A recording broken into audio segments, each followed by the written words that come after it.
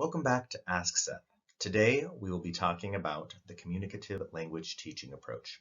It is an approach that is focused on using communication as a form of educating learners in language instruction and using communication as a way to not only learn a language, but also to acquire a language. I hope you enjoy. Welcome again, and today we will be discussing the communicative language teaching approach. Now, I want you to think of what does that mean, communicative in that sense? It's a form of communication. In my opinion, this is one of the better methodologies for teaching language in that it helps you to focus on what the actual goal of language instruction is, and that's to communicate.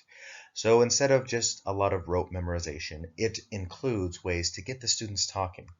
This session is directly related to one of my previous sessions in student-centered ideology, in that when you have a student-centered classroom, you are having the students do more of the talking than the teacher.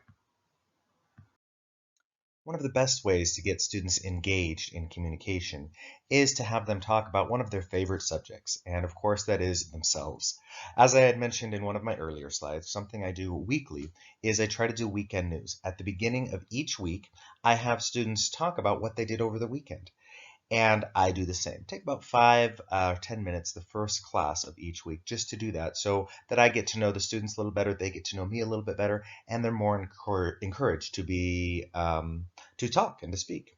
This is something similar, but instead of talking about what happens in the past, they talk about what happens in the future. Now, it depends on what level your students are at. You can use a slide like this to give examples of what they may of how they may want to organize their thoughts, and the rules aligned with talking in the future tense.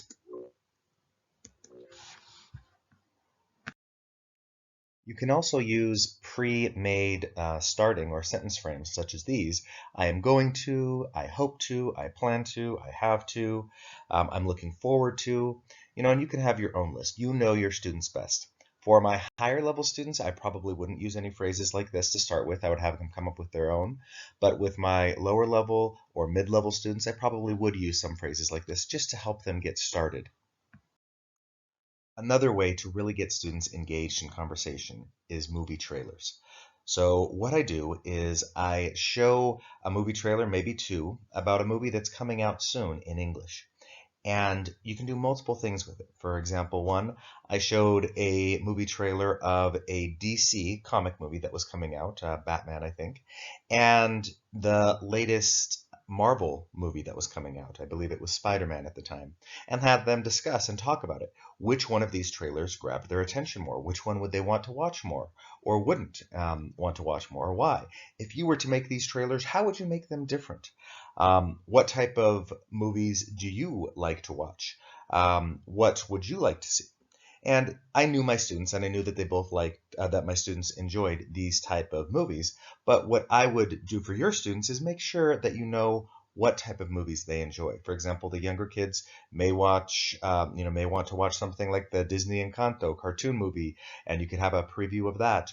Or try to do a preview of movies that you know that none of them have seen and decide if they want to do it. But it's really good because it's a short and it has a lot of information in it, and it gets the students talking and discussing.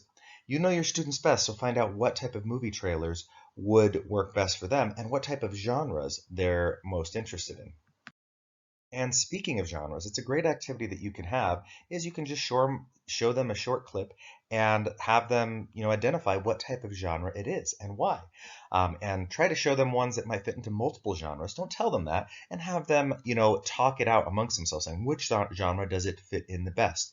Divide them into groups, have them discuss why or why not they think it would be in the, sci-fi drama versus the comedy drama or whatever it is that they feel it fits best into, and have them actively discuss it. You may need to go around to the different groups and have them help encourage them to do more talking, but after they get started, normally it's hard to get them to stop. Another great way to get discussion started, specifically with lower level learners, it also works with higher level, but it's a really good activity for lower and mid level learners, is information gap activities. So in the example that we have here, we have student A who has a biography of a famous person with missing names of places. And student B has the same text, but the missing dates. So you want them to talk to each other and ask what is missing. Make sure that they're not just showing each other the answers, of course, but you want to encourage discussion.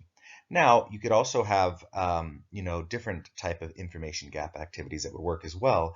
You know your students, once again, as I keep saying, and so find something that will work best for them. But the key is to get them talking, get them discussing. And before bringing in the communicative approach into your classroom, you may want to have an open discussion with your students, especially with your higher level students for this activity. You could ask them this and have them discuss it. Is communication an essential approach? Do you think that bringing or using authentic materials, real life materials, in the class modifies the original purpose? What helps you understand the speaker's attitude in a lecture? That will really help you understand the students' understanding and their motivation a little better as well. What are some difficulties you face when speaking English? And this is something that it may take a bit, but the students really like opening up with this because we all have our own difficulties. When I'm studying Spanish, conjugations are one of the more difficult aspects for me. Sometimes false cognates, words that sound the same but actually mean different things. An example would be in Russian, magazine, versus magazine, and store versus shop. It's just what is difficult for them, and have them ask, agree or disagree. Language learning is a gradual process that involves creative use of language and trial and error. And obviously, this is something that you want to get your students really talking about. You can change the questions, adapt however would fit best for your students. But once again, it is to engage them in discussion. One thing you may have to do, because once again, this is designed for some of the higher level learners, is you may want to just stand next to their group and remind them, make sure you do this discussion in English. And if they don't know a word, talk around it or ask for that one word in Russian or Kazakh. And make sure that they are discussing actively. And even if they get off topic a little bit, as long as they're getting off topic in English, they're still talking. So you may have to re-guide them and re-put them on topic every once in a while, but you want to focus on the actual conversation, having them have a conversation in English.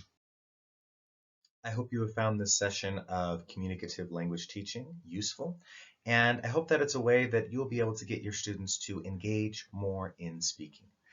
I would love to hear any suggestions you have about further topics or ideas that I could share with other teachers in my experience here as an English language fellow. So please let me know. Thank you again.